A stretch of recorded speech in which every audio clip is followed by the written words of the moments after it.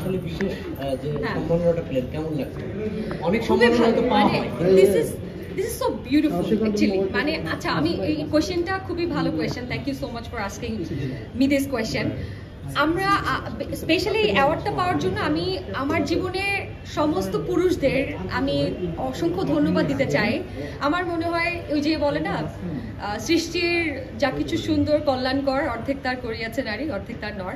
So without the support of the man আমার জীবনে পুরুষ আমার বাবা আমার ভাই বা আমার জীবনে যে পুরুষরা এসছেন তাদের প্রত্যেকের সাপোর্ট ছাড়া আজকে হয়তো আমি যতটুকু অ্যাচিভ করেছি অতটা অ্যাচিভ করা হতো না। সো প্রত্যেকটা সফল নারীর পেছনে আমার যে বলে না একটা কথা যে প্রত্যেকটা সফল পুরুষের পেছনে একটা নারী থাকে, আমার মনে হয় প্রত্যেকটা সফল নারীর পেছনেও কোনো না কোনো পুরুষ থাকে। So thanks all the man যাদের জন্য নারীরা আসলে নারী হয়ে ওই যে ফেমিনিজম টার্মটা আমরা বলতে পারি ওইটা আসলে তাদের পুরুষদের সেটার জন্য অনেক অবদান আছে। আর ইটস নেভার অ্যাবাউট নারী হিসেবেই নারীত্ব দেখাতে চাই সেটা না। আমার মনে হয় আমরা feminism is all about equality. আমরা শুধুমাত্র নারী হিসেবে অগ্রাধিকার চাই নো, পুরুষ যতটুকু পায় আমরা ততটুকুই পেতে চাই। আমরা চাই না আমাদের নারী হিসেবে এক্সট্রা কোনো বেনিফিটস দেওয়া হোক, পুরুষও সেই বেনিফিটস পাক যতটা আমরা পাই। সো এই তো স্পেশাল মেল কিভাবে সাপোর্ট করে আসলে লাইফ বা কাজের জায়গায় এখন যেহেতু যুক্ত হয়েছে? হ্যাঁ ভালো ভালো আলহামদুলিল্লাহ। এখন পর্যন্ত আমি অনেক লাকি আমার মনে হচ্ছে, কারণ এখন পর্যন্ত কেন বলছি এটা অবশ্যই একটা প্রশ্ন আসতে পারে এরপরে, because life is so unpredictable. So আমি কখনোই এখন এসে বলবো যে অসাধারণ একটা জীবনসঙ্গী পেয়ে অসাধারণ জীবনযাপন করছি, আবার যদি কোনোদিন আমি ঝগড়া করে এসে বলে ফেলি এখানে এসে আমার জীবন থেকে ভালো যাচ্ছে না, ইজ নট সাপোর্টিং মি, খুব জিনিসটা হাস্যকর হবে। বাট আসলে লাইফটা এরকমই, কোনোদিন খুব ভালো যাবে কোনোদিন খারাপ যাবে, life is like that.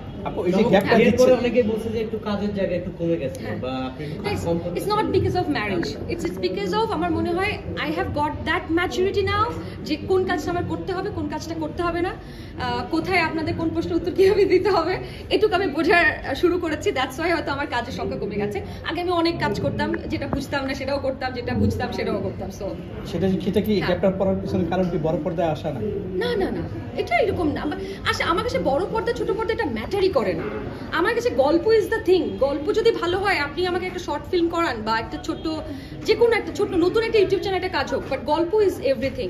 It's never আমার জন্য ম্যাটারই করে না একটা গল্প বড় পর্দা ছোট পর্দা। আপনি নির্মাতা হিসেবে আসতে চাচ্ছিলেন, সেটা নিয়ে পরিকল্পনা কি? এখন যেহেতু একটু কাজ করছেন সময় পাচ্ছেন, অনেক কিছু অনেক প্রেক্ষাপট তো চেঞ্জ হয়ে গেছে না আমাদের। আসলে বললাম না লাইফ ইজ আনপ্রেডিক্টেবল। আপনি কি জানতেন না মানে আজ থেকে 6 মাস সরি কত মাস হলো 5 আগস্টের পরে 8 মাস আগেও কি আপনি জানতেন যে আসলে এই দেশের এই অবস্থা হবে বা দেশ এখন সেটা চলবে?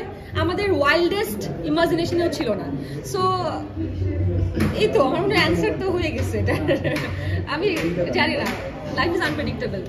আপু আপনি 5 আগস্টের কথা বলছেন, আপনি অনলাইনে খুবই অ্যাক্টিভ, বিভিন্ন ধরনের স্ট্যাটাস দেন, সেই জায়গায় কমেন্টও করেন। এই কমেন্টগুলো আসলে কিভাবে নিয়ে থাকে?